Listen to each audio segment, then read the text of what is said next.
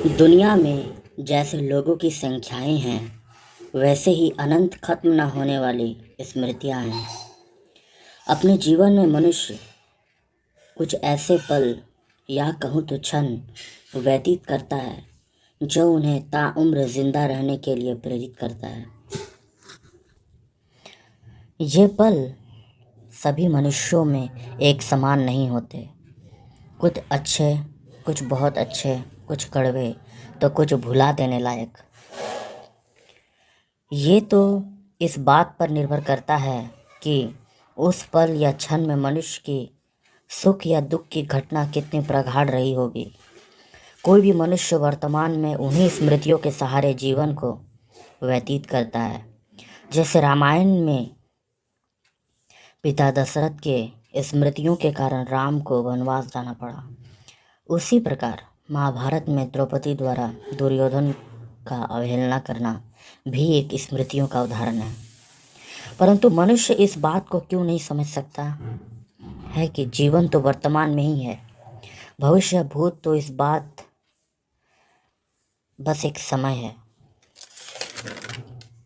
जो बीत जाता है। मनुष्यों में अपार संभावनाएं हैं खुद को परिवर्तन कर लेने के लिए, किंतु इस बात को झुटलाया नहीं जा सकता है कि स्मृतियां तो जीवन पर एक गहरे अनुभव की अनुभूति है। एक कहानी से स्पष्ट कर देता हूँ कि एक राज्य में एक राजा को अपने ही पड़ोस के राजा के साथ बहुत ही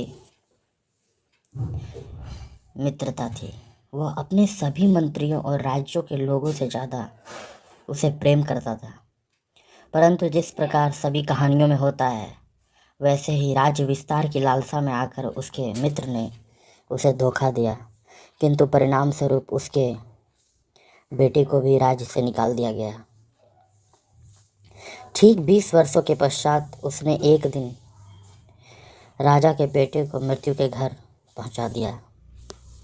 अगर वो चाहता तो अपनी स्मृतियां को बदल कर एक अच्छा वर्तमान लिख सकता था, किंतु उसे जिस प्रकार की उदासी अपने जीवन में हाथ लगी थी, उसने भी दूसरे को वैसा ही दिया।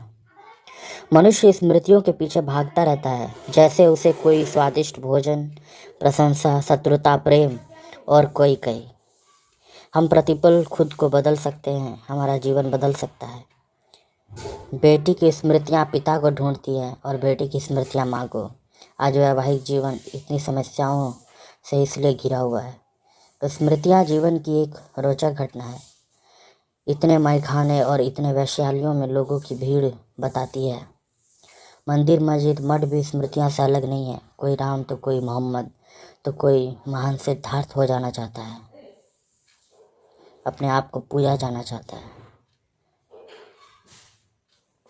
यही है स्मृतियां।